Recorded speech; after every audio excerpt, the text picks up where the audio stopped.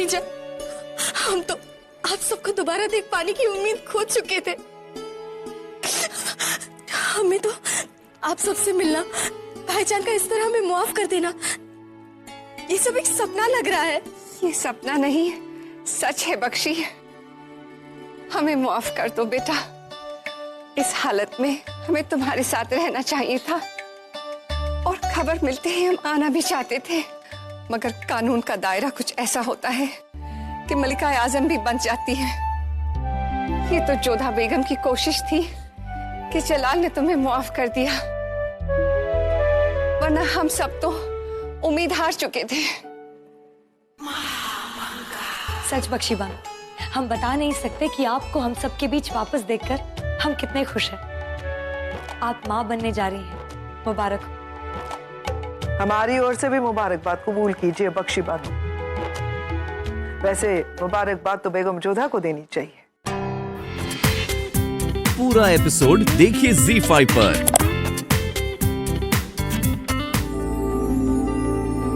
क्या सोच रही हैं जोधा? शहंशाह के विषय में सोच रहे हैं। कभी कभी शहंशाह को समझना कितना कठिन हो जाता है ना। क्या समझना?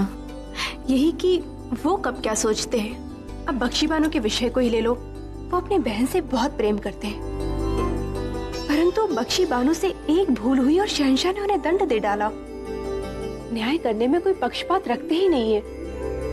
कोई कैसे अपने हृदय पर इतना काबू पा सकता है? जहाँ न्याय की बात होती है वहाँ पर कोई संबंध किसी भावना को बीच में आने ही नहीं देते हैं। ये तो सही कहा जोधा आपने।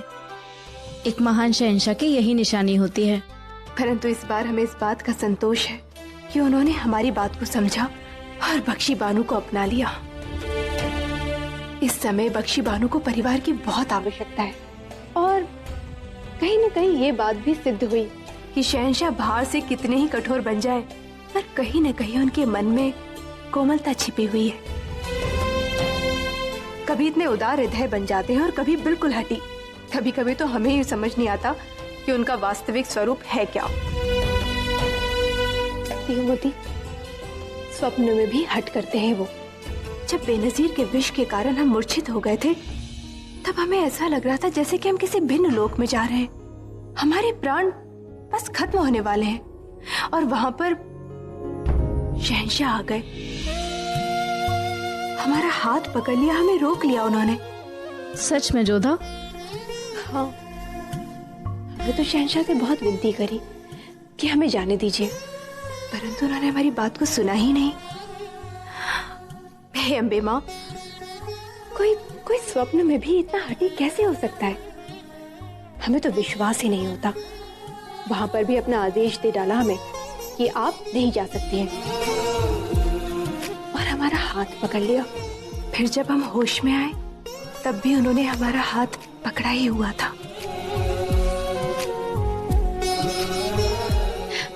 क्या कर रही मोती हमारे?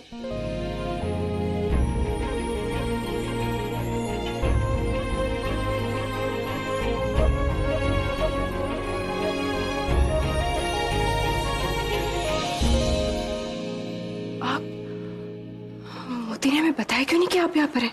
हमने उसे मना किया था आपको बताने के लिए। और आप चुपचाप हमारी बातें सुन रहे थे? और सपने में आपने हमारा हाथ पकड़ा हुआ था।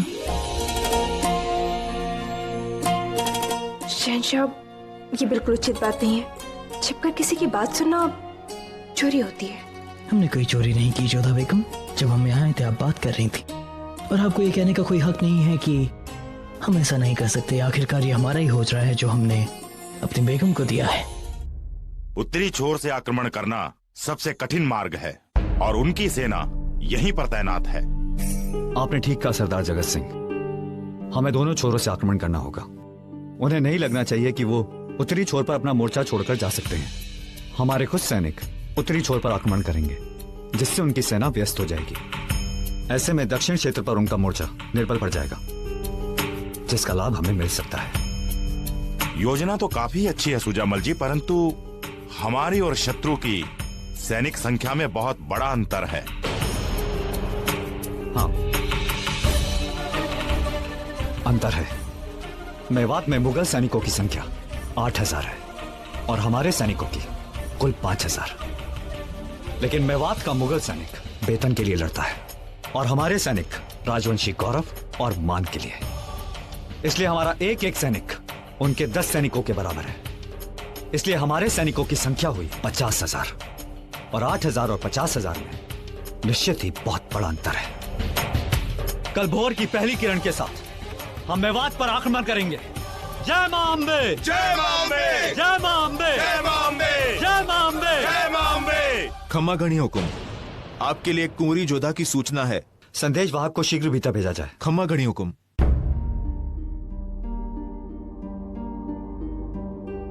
सूचना ये है कि कुंवरी जोधा शहंशाह जलाल को विष कन्या से बचाने के लिए खुद विष पान कर बैठी।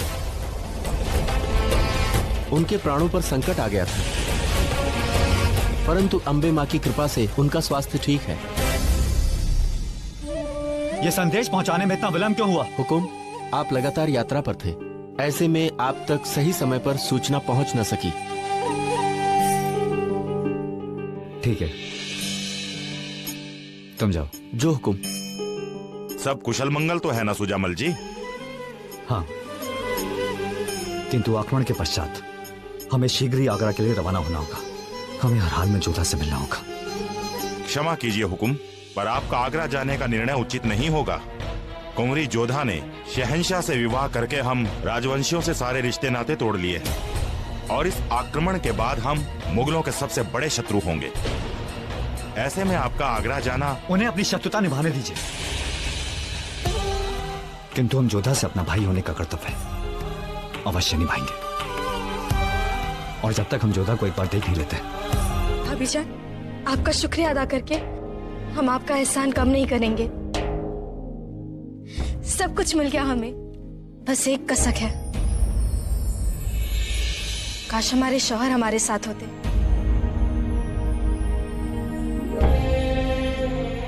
मगर हम जानते हैं कि जो गुनाह उन्होंने किया है उसके लिए माफी नामुमकिन है।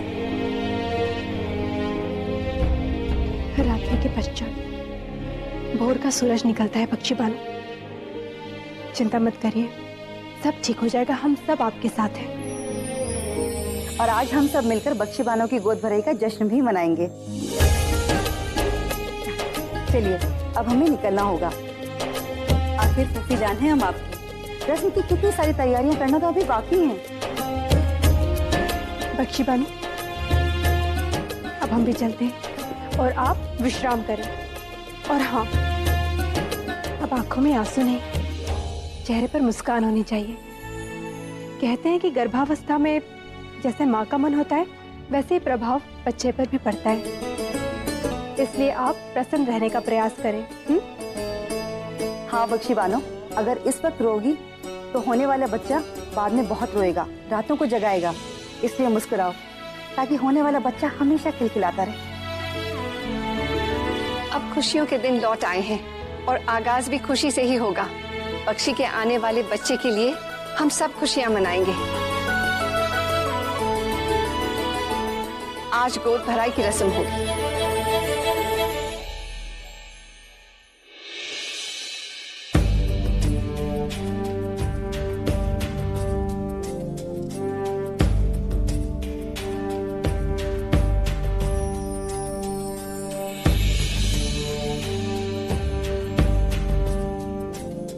ये क्या है?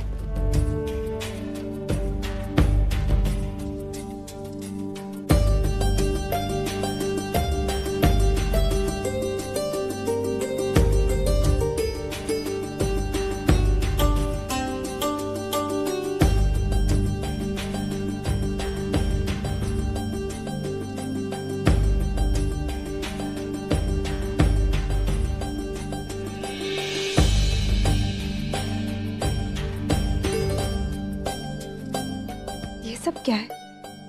देखने में तो शतरंज लगता है। ठीक पहचाना आपने जोधा बेगम। ये शतरंज की बिसात ही है। और ये लोग? मोहरों की जगह जीते जाते लोग बैठे हैं। कैसा लगा आपको? मनुष्य को मोहरा बनाकर खेलना विचित्र है और भिन्न भी, परंतु इन्हें खेलेगा कौन? तो आप यहाँ हमें ये बताने आए हैं कि जोधा बेगम के साथ शतरंज खेलकर आपको ज्यादा मजा आया? अगर हो सका तो हम जिंदगी भर उनके साथ शतरंज खेलना चाहेंगे, क्योंकि अक्सर तो आपके साथ हमें मात मिलती रहती है, लेकिन आज हमने जोधा बेगम को मात दे दी। क्या आपने जोधा बेगम को शिकस्त दे दी? ये तो बहुत अच्छा हुआ। ऐसा क्या है रुकैया, जब हमने ये कहा कि हमने जोधा बेगम को मात दे दी तो आपका गुस्सा एकदम काफूर हो गया? इतना रश क्यों किसी और बेगम हाथ से? क्योंकि कुछ चीजों पर सिर्फ हमारा अख्तियार है जलाल, हम उन्हें किसी और के साथ नहीं बांट सकते। जैसे इंसानी मोहरों के साथ शतरंज खेलना, वो हम किसी और के साथ नहीं बांट सकते। ये सब छोड़िए ना जलाल, चलिए ना एक बाजी शतरंज की हो जाए, आइए। नहीं रुकैया बेगम, हम आज आपके साथ शतरंज नहीं खेलेंगे। अब सब बख्शी बानो को तोहफे नजर करेंगे। सबसे पहले आप गुलबदन बेगम। आप फूफी जान है? नहीं भाभी जान, सबसे पहले आपका हक है।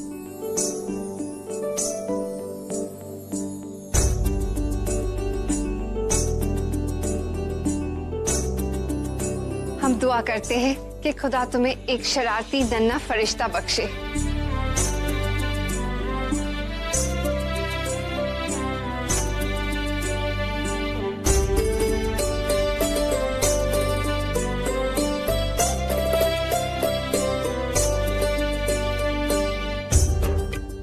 ये कहानियां रहीम को बहुत पसंद थी।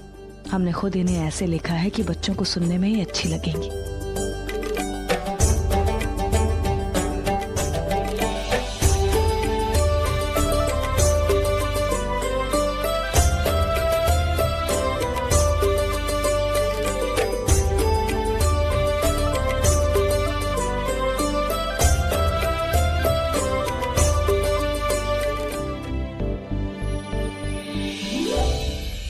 बख्शी बानो, हम जो आपके लिए तोहफा लाए हैं वो आपको बेहद पसंद आएगा।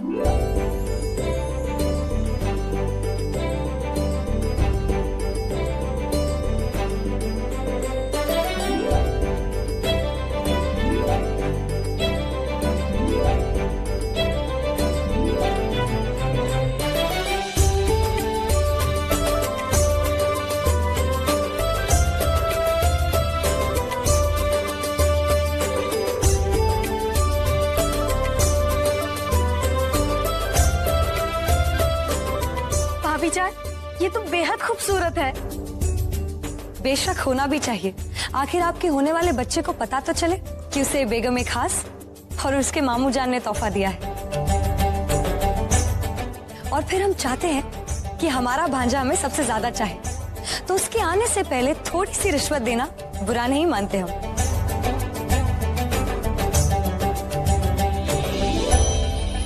देखा, आखिर जोधा बेगम की नकल कर ही ली रुकैया बेगम ने। याद है मीना बाजार में शहंशाह को जोधा बेगम ने पालना ही नजर किया था।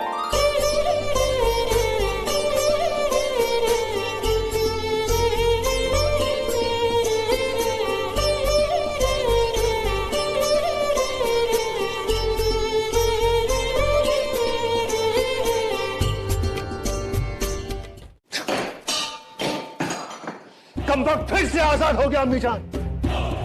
हमने तो सोचा था कि हमारा मुकाबला करने वाला कोई नहीं है। जलाल ने शरीफुद्दीन को रिहा करके हमारे सामने खड़ा कर दिया है। इस तरह प्याले फेंक कर बेजान जामों पर गुस्सा निकालने से क्या हासिल करेंगे आप? हम क्या करें अम्मी जान, हम क्या करें? हमने सोचा था कि जलाल हमें और ताकत देगा और सूबे देगा, लेकिन देखा जलाल ने शरीफुद्दीन को रिहा करके हमारे रास्ते में एक और कांटा खड़ा कर दिया है। अब देखना जलाल शरीफुद्दीन को और ताकत देगा और सूबे देगा और हमारे सारे मंसूबे मिट्टी में मिल जाएंगे अम्मी जान। जलाल दिल करता है कि क्या? दिल तो करता है कि क्या आगा हम? बताइए, जवाब दीजिए। दिल तो करता है कि क्या? दिल करता है कि मौका पाते ही आपकी तरह वजीर बन जाए। जलाल ने शरीफुद्दीन को रिहा करके हमारे सामने खड़ा कर दिया है अम्मी जान। कुछ नहीं हो सकता। सही कह रहे हैं आप आदम। शरीफुद्दीन ने आकर हमारी सियासी बाजी को ही बदल दिया है। अब समझ में आ रहा है सब कुछ कि क्यों शरीफुद्दीन इतने मगरूर हो रहे थे कैद में। फिर से एक बार आदम, फिर से एक बार बेगम जोधा ने हमारे मंसूबे खराब कर दिए हैं। क्या जरूरत थी बेगम जोधा को शरीफुद्दीन की मदद करने की? क्या जरूरत थी? सलाम अम्मी जान। नहीं जावेदा, अभी नहीं। पर हम तो अम्मी जान। हमने कहा अभी नहीं जावेदा। सुनाई नहीं देता, जाओ यहाँ से। लगता है आदम साहब अम्मी जान की किसी बात पे तो नाराज हैं। जो कुछ भी हुआ वो बहुत गलत हुआ, लेकिन फिर भी हम यही कहेंगे कि अपने दर्द को शक्ल पे मत आने देना, इसे अंदर ही अंदर छुपाए रखना, और जब मौका मिले सीधे वार कर देना। सियासत में कामयाब होना है तो बस एक ही तरकीब है, अपने गुस्से को काबू में रखो। अपनी ताकत को गुस्से की शक्ल ना दो, लेकिन उसको नफरत की तरह अपने दिल में इकट्ठा करो, और तब तक बस दिमाग से खेलते रहो, दिमाग से खेलते रहो।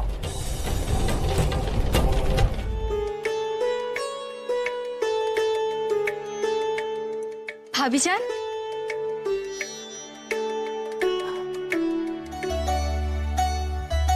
क्या हुआ बख्शी बानू? भाभी जान, आपने हमारे लिए जो एहसान किया है उसका शुक्रिया अदा करना नामुमकिन है, मगर फिर भी अगर हम आपको शुक्रिया ना कहते तो हमारे दिल पर एक बड़ा बोझ रह जाता।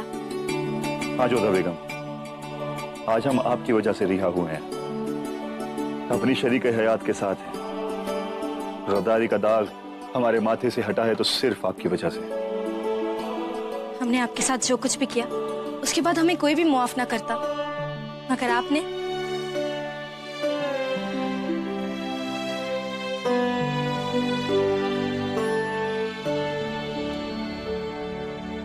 खुदा को देख नहीं सकते, मगर उसका नूर हमने आप में देखा है। ऐसा कुछ भी नहीं है बख्शी बानू, जो कुछ भी हुआ ईश्वर की इच्छा से हुआ। लेकिन जरिया तो आप बनी है ना जोधा बेगम। आज आपकी वजह से हम कैद के अंधेरे से बाहर निकलकर अपनी मोहब्बत की रोशनी पा सके हैं। आज हम अपनी चाहत को सामने देख सकते हैं, उसे महसूस कर सकते हैं, सपने में नहीं खुली आंखों से जब चाहें उसका दीदार कर सकते हैं। उसकी तस्वीर निहारने की बजाय उसे अपनी आंखों में समा सकते हैं। अरे, आपने हमें कभी बताया नहीं कि आपके पास हमारी तस्वीर भी है। हाँ, उसी की वजह से तो हम कैद खाने में इतना वक्त गुजार सके। अच्छा हुआ आपको एक अवसर मिला। हमारा भी यही मानना है कि सबको सुधरने का एक अवसर मिलना ही चाहिए, इसलिए हमने आपको छुड़ाने का प्रयास भी किया, परंतु हमारे लिए ऐसा बार बार करना संभव नहीं होगा। इसलिए अब आपकी बारी है। आपको अपने कर्मों से सिद्ध करना होगा कि शहंशाह ने आपको मुक्त करवाकर कोई गलती नहीं की। अब भूत को भूलकर भविष्य बुने, शहंशाह और सल्तनत की शक्ति को बढ़ाएं, इसी में आपका कल्याण है।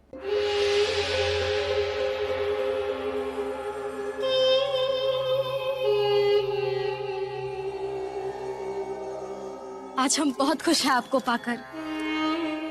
अब हम आपको कहीं नहीं जाने देंगे।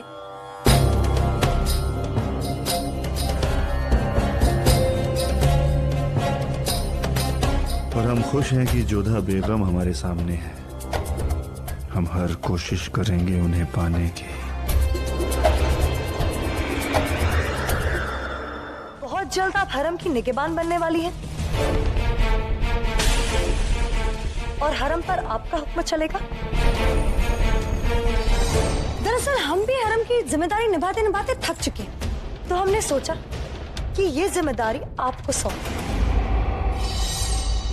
आज से बल्कि अभी से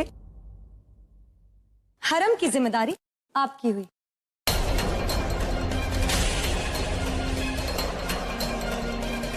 ये क्या कह रही हैं आप रुकैया बेगम? वही जो आपने सुना। हम चाहते हैं कि आज से हरम की जिम्मेदारी आप संभालें। हमने महसूस किया है कि आप तेज दिमाग हैं, सियासत की माकूल समझ भी है आप में, और जलाल को भी अच्छे से संभाल लेती हैं आप। उन्हें मशवरा भी देने लगी हैं आजकल। जब इतना सब कुछ कर ही रही हैं, तो एक हरम संभालने में क्या जाता है आपका? आपको कोई भ्रम हुआ है? हरम के उत्तरदायित्व को संभालने की हमारी कोई मंशा नहीं है। आज्ञा दीजिए। शुभ रात्रि। रुकिए जोधा बेगम, आखिर इसमें इतना मुश्किल है ही क्या? शतरंज खेलने भी आती है आपको, दाव भी अच्छे से चला लेती है, हरम संभालने के लिए इतना काफी है। ना तो हम हरम के लोगों को ठीक से जानते हैं, ना ही उनकी संस्कृति, उनकी आवश्यकता और समझ को पहचानते हैं। यदि हरम के उत्तरदायित्व को संभालने के लिए सबसे अधिक योग्य कोई है, तो वो आप स्वयं है रुकैया बेगम। और तभी तो शहंशाह ने आपको इतना बड़ा उत्तरदायित्व सौंपा है। लिखिए अलिफ बेते। अलिफ तेबे? नहीं, पहले ते नहीं, पहले बे बे। जरा दिल लगाकर पढ़ा कीजिए आप। शिक्षक को इतना कठोर नहीं होना चाहिए ना? शक्ति नहीं बरतेंगे तो शागिर्द सीखेगा कैसे?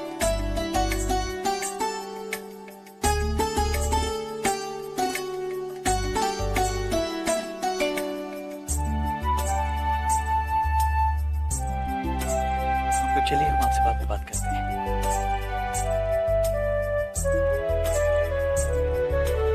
पढ़ाई का वक्त खत्म और कहानी का शुरू। कोई कहानी सुनाइए ना आपके कृष्णा की। ठीक है, हम आपको गोवर्धन पर्वत वाली कहानी सुनाते हैं। एक बार ब्रिज में भयंकर वर्षा हो गई। चारों ओर पानी पानी, त्राही त्राही, नदी नाले सब बह आए। अब ऐसे में ब्रिजवासी सोचने लगे कि अब क्या करें। तो फिर वो सब के सब कान्हा जी के पास गए और उनके पास जाकर प्रार्थना की। तो कान्हा जी ने अपनी उंगली पर पूरा गोवर्धन पर्वत उठा लिया। पूरा पहाड़? हाँ, पूरा पहाड़। अस्सलामुअलैकुम शहंशाह। वालेकुम अस्सलाम खाने खाना। प्रणाम शहंशाह। आदाब। तो खाने खाना क्या सिखा रहे थे आप अपनी छोटी अम्मी जान को? अपनी जुबान सिखा रहे थे। और इसके बदले क्या मिल रहा है आपको? हर रोज एक नई कहानी। तो बताइए खाने खाना कितनी काबिल है सीखने में आपकी नई शागिर्द? आपकी खास बेगम बहुत हुनरमंद है शहंशाह। रहीम, ये क्या? आप हमें छोटी अम्मी जान ही कहाँ करें? ये खास बेगम क्या है? आज अम्मी जान ने बताया कि आप खास बेगम है, तो हमने बोल दिया। अब आपने मना कर दिया तो हम नहीं बोलेंगे। अरे आप कहाँ चल दिए? आपको तो पढ़ा दिया, अब हमारी पढ़ाई का वक्त है ना। वक्त पे नहीं पहुँचे तो अम्मी जान हमारे कान खींचेगी। सलाम छोटी अम्मी जान। सलाम शहंशाह। छोटी अम्मी जान, कल ये पहाड़ वाली कहानी पूरी करेंगे।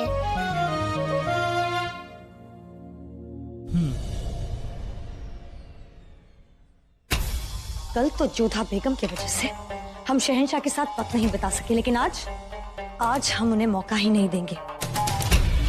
शहंशाह के वक्त पर सिर्फ हमारा इख्तियार होगा। बेशक मलिकाई बेगम, ये तो आपका ही हक है। आदाब बेगम रुकैया। आदाब। आइए महामंगा, कैसे आना हुआ? बेगम रुकैया आपके लिए नजराना लाए थे, अगर आपकी इजाजत हो तो पेश करें। ये क्या है? रेशम है, असली रेशम के थान। आपको रेशम बहुत पसंद है ना, इसीलिए खास आपके लिए एक सौदागर से मंगवाए थे। कबूल फरमाइए। बेशक, बहुत ही उम्दा है और खूबसूरत। शुक्रिया। हमें बहुत खुशी होगी अगर इस थान के लिबास में आपको देखेंगे तो, और शहंशाह भी आपको इस रेशम के लिबास में बहुत पसंद करेंगे। हम जो भी पहने शहंशाह को पसंद ही आता है, मगर हमें ये पसंद आया है। होशियार, इसे संभाल के रखो। इस नजराने के लिए शुक्रिया महम। माशाल्लाह बेगम रुकैया, आज आप बहुत खुश दिखाई दे रही हैं। क्या हम वजह जान सकते हैं? हाँ, आज रात शहंशाह के साथ कश्ती में घूमने का इरादा है हमारा। कश्ती में घूमने का? माशाल्लाह। लेकिन क्या बेगम रुकैया आपने अपने इस नेक इरादे के बारे में शहंशाह को खबर दी है?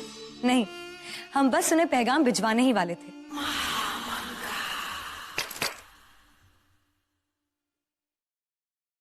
जाओ जाकर शहंशाह को पैगाम दो कि उनकी बेगम खास आज रात उनके साथ कश्ती में घूमने की ख्वाहिश रखती है। तो बेगम रुकैया आप हमें इजाजत दीजिए। हम बस यही दुआ करेंगे कि आपका ये नाव का सफर शहंशाह के साथ खुशगवार रहे। खुदा हाफिज। आदाब।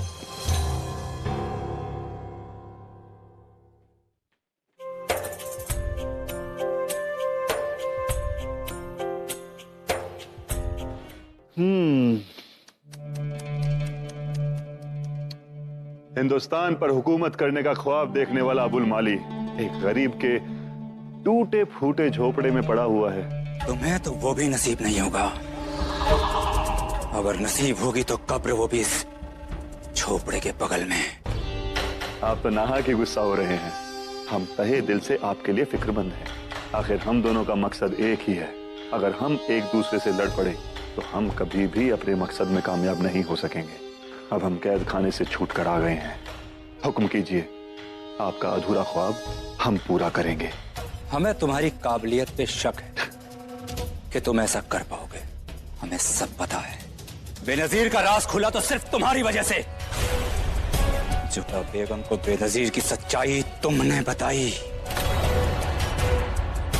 तुम्हारी वजह से हमारे सारे मंसूबे नाकामयाब हुए हैं। शरफुद्दीन!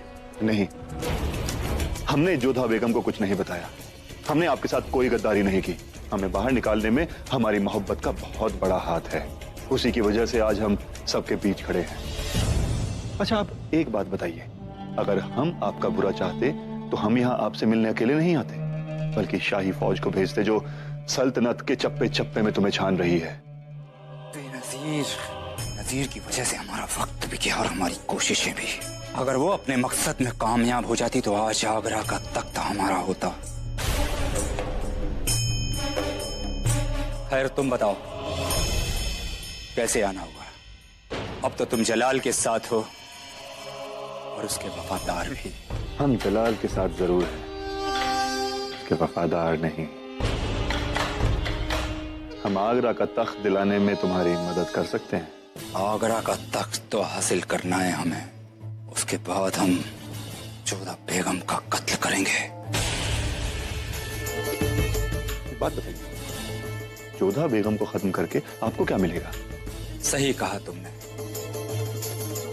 अब हमें ये बताओ कि जलाल को कैसे खत्म करेंगे? बेनजीर के हादसे के बाद फौजें पूरी तरह से मुस्तैद हैं। वो आप हम पर छोड़ दीजिए। जलाल को आपको सौंपने की जिम्मेदारी हमारी, लेकिन हमारी दुश्मनी जलाल से है, उसके खानदान से नहीं। आपको हमसे एक वादा करना होगा। जलाल के मिलने के बाद आप जोधा बेगम और उनकी सारी बेगमों को कुछ नहीं करेंगे। हम वादा करते हैं, अगर तुम अपने मकसद में कामयाब हुए तो हम किसी और को कुछ नहीं करेंगे।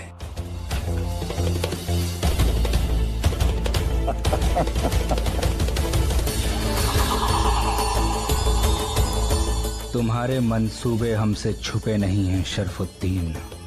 तुम हमें जलाल दो, हम तुम्हें जोधा बेगम देंगे। पूरा एपिसोड देखिए ZEE5 पर।